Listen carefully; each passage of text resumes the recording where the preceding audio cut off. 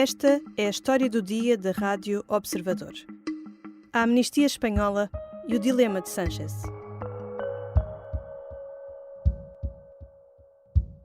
La amnistía se va a aprobar bajo luz o con luz y taquígrafos, con total transparencia. Sí, va a ser debatida aquí, ¿no les parece a ustedes poco? Va a contar con todas las garantías jurídicas, con el voto mayoritario de esta Cámara democráticamente electa. Pedro Sánchez apresentou no Congresso espanhol a lei da amnistia para a normalização institucional, política e social da Catalunha. Esta quarta-feira defendeu-a perante os deputados no debate que decide se vai ou não ser reinvestido como primeiro-ministro. Enquanto Sánchez discursava, nas ruas adjacentes ao Congresso dos Deputados, em Madrid, um forte dispositivo policial com mais de 1.600 agentes garantia que os protestos contra a lei da amnistia se mantinham controlados. As manifestações na capital espanhola e noutras cidades do país arrastam-se há 12 dias. Mas afinal, o que é esta lei da amnistia? Quem é abrangido por ela e o que é que isto significa? Vou conversar com o investigador e especialista em política espanhola, Diogo Noivo. Eu sou a Teresa Abcacis e esta é a história do dia de quinta-feira, 16 de novembro.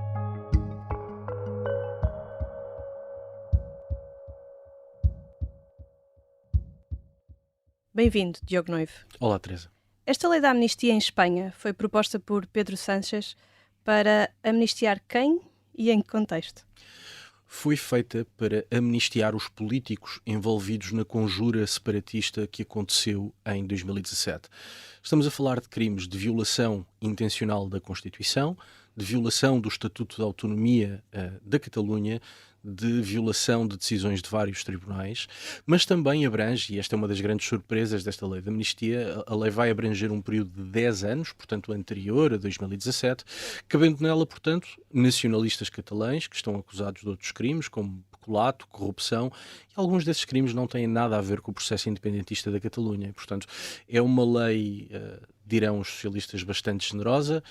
Quem não está satisfeito com a lei dirá que é, evidentemente, um ataque à igualdade entre cidadãos, na medida em que toda a gente que se insere no espaço do nacionalismo catalão pode, ao abrigo desta lei, ver os seus crimes amnistiados, o que mostra que é uma amnistia feita à medida e, portanto, contrariando princípios elementares de qualquer Estado de Direito Democrático. Fala-se que a lei poderá abranger cerca de 300 pessoas, algumas até não independentistas, como por exemplo os 73 polícias acusados da violência nas operações para impedir o referendo de 1 de outubro. O que esta amnistia faz é colocar em pé de igualdade políticos que deliberadamente violaram várias leis e polícias que fizeram cumprir a lei. Este é um dos antigos sonhos do separatismo catalão, que é encontrar-se em pé de igualdade, se quiser, com o Estado espanhol ou com os representantes do Estado espanhol, quando, verdade objetiva, de um lado temos pessoas que violaram a lei e do outro lado pessoas que fizeram cumprir a lei. Esta lei amnistia os delitos cometidos entre 1 de janeiro de 2012 e 13 de novembro de 2023, no contexto das consultas ocorridas em 2014 e 2017. E entre os amnistiados há um mais conhecido, Carles Puigdemont, que era presidente do governo catalão e chegou a declarar a independència da Catalunha. Com a president de la Generalitat, assumeixo en presentar-los els resultats del referèndum davant de tots vostès i davant dels nostres conciutadans el mandat del poble que Catalunya esdevingui un estat independent en forma de república. Puigdemont saiu do país e ainda não voltou desde então. Sim, após declarar a independência da Catalunha, que se não me falha a memória durou 13 segundos, colocou-se na bagageira de um carro e fugiu para o estrangeiro. Tem estado na Bélgica, diz ele exilado, mas na verdade foragido da justiça espanhola.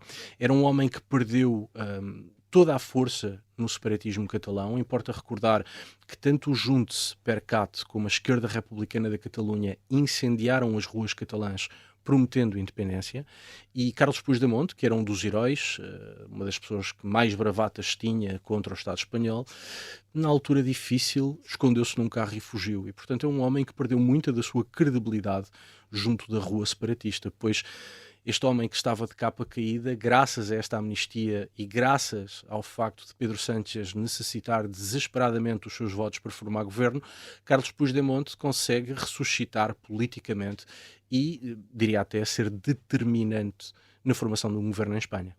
E talvez voltar ao país.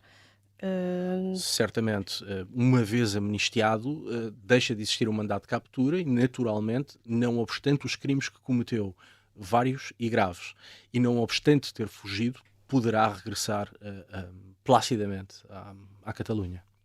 O líder do PSOE fala em superar a fratura que se abriu a 1 de outubro de 2017 em Espanha. Naquele dia, tentou realizar-se na Catalunha um referendo pela independência. Nas ruas e nas assembleias de voto multiplicaram-se as imagens de confrontos com a polícia e a Guarda Civil que tentavam impedir o referendo. Esta amnistia pode sarar esta fratura entre independentistas e nacionalistas espanhóis? Como é que ela está a ser recebida? Dificilmente poderá sarar, muito antes pelo contrário. Espanha tem, há 40 anos, uma dinâmica entre o governo central e o governo da Catalunha. O nacionalismo catalão, de tempos a tempos, extrema posições, adota posturas maximalistas, exigindo em troca concessões, poderes por parte do Estado Central.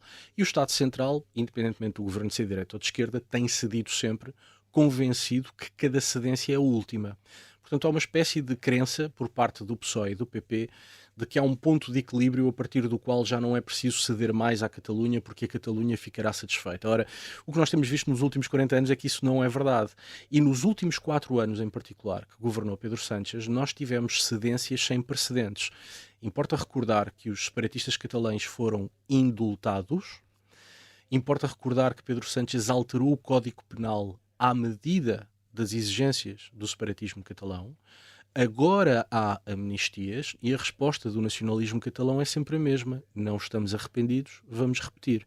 E, portanto, a crença de que há uma espécie de estratégia de apaziguamento, que é possível pacificar a pulsão separatista, enfim, é uma enorme falácia que tem sido demonstrada errada, falsa ao longo dos últimos 40 anos, mas em particular nos últimos 4 anos.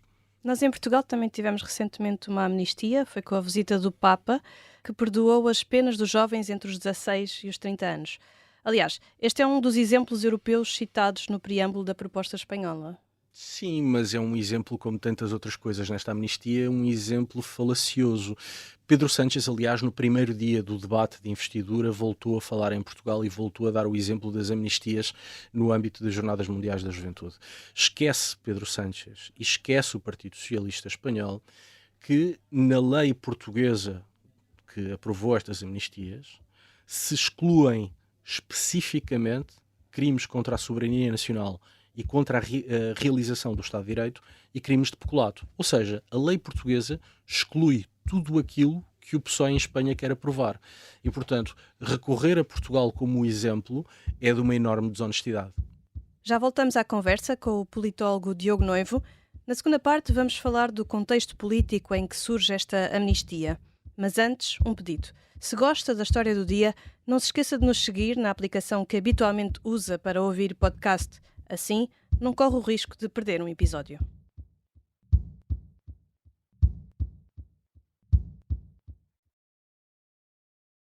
Estamos de regresso à conversa com o politólogo Diogo Noivo. Há um contexto político em que surge esta lei da amnistia. Aliás, Pedro Sánchez recusou esta hipótese durante a campanha eleitoral, mas agora precisa do apoio dos partidos independentistas da Catalunha para formar governo. Sim, não só Pedro Sánchez. Pedro Sánchez, todos os membros do governo de Pedro Sánchez e todos os porta-vozes do Partido Socialista Espanhol passaram os últimos 4 anos a dizer amnistias não, porque as amnistias são, diziam eles, inconstitucionais e afetam severamente a igualdade entre cidadãos. Isto foi assim durante os últimos 4 anos. E foi dito no Parlamento, foi dito em entrevistas à comunicação social, mas foi dito em lei também. Referimos há pouco os indultos que foram concedidos. O diploma que concede esses indultos diz explicitamente: vamos indultar porque amnistiar é inconstitucional. Pois bem, Espanha vai a eleições, Sánchez percebe que a única maneira de voltar ao governo é com o apoio dos separatistas catalães, e este é o contexto que explica a amnistia. A única razão de ser da amnistia é satisfazer o separatismo catalão para, com isso, ganhar o seu apoio no Parlamento e formar governo. E que partidos são estes, os separatistas catalães, os Junts e a Esquerda Republicana da Catalunha? São dois partidos muito diferentes. A Esquerda Republicana da Catalunha, como o próprio nome indica, é de esquerda e é republicana. O Junts é um partido que vem da direita reacionária ultramontana. Ainda hoje é um partido com evidentes laivos de xenofobia. Tem, aliás, muitas coisas parecidas com o Vox, o que mostra, enfim, outra das falácias deste processo. Pedro Sánchez quer formar governo para que o Vox não chegue ao poder, mas ao mesmo tempo está a fazer um acordo com um partido igualmente xenófobo, que é o Junts. E, portanto, estes dois partidos têm histórias diferentes, têm trajetos diferentes na Catalunha, embora neste momento estão, de certa forma, amarrados um ao outro, na medida em que procuram a independência da Catalunha. A verdade é que quando estes dois partidos, e nós assistimos a isso nos últimos 10 anos, quando estes dois partidos têm que se entender para formar governo na Catalunha, esses governos acabam por cair antes de tempo e, portanto, são partidos que se unem única e exclusivamente para avançar com amnistias e para avançar com a independência da Catalunha, porque tudo o resto os separa. Neste momento não está em cima da mesa a realização de um referendo à independência da Catalunha, mas eles continuam com essa vontade. Está mais ou menos, porque nós temos um acordo entre o Partido Socialista Espanhol e os Juntos, e nesse acordo, enfim, é dito de forma muito ambígua qualquer coisa como é preciso referendar a vontade popular na Catalunha. E, portanto, abre-se a porta a um referendo. Ora, o referendo é manifestamente inconstitucional, mas as amnistias também. Portanto, nós já percebemos que o facto de serem inconstitucionais e de violarem princípios elementares do Estado de Direito Democrático não são um grande dissuasor para o Partido Socialista Espanhol. E, portanto, muito provavelmente, eu de resto não descarto, que no futuro se venha a ter uma solução que não será chamada de referendo, mas porventura consulta popular, não vinculativa, mas que em termos políticos acaba por ser a mesma coisa. E, portanto, há uma cedência em toda a linha por parte do Partido Socialista ao separatismo catalão, e o mais grave dessa cedência é que essa cedência é feita atropelando elementos essenciais do Estado de Direito Democrático. Há uma deriva iliberal em Espanha, nós falamos muito e bem da Hungria e da Polónia. Espanha está a enverdar por um caminho em tudo semelhante. Ataque à separação de poderes, violação de preceitos constitucionais, afetar de maneira inequívoca a igualdade entre cidadãos. E, portanto, há aqui um conjunto de cedências que são preocupantes por aquilo que tem implícito. A reinvestidura de Sánchez ainda não é certa. Apesar dos acordos, durante a primeira parte do debate, o Juntos confrontou repetidamente o líder do PSOE, ameaçando não viabilizar o novo governo. A votação final vai decorrer esta quinta-feira.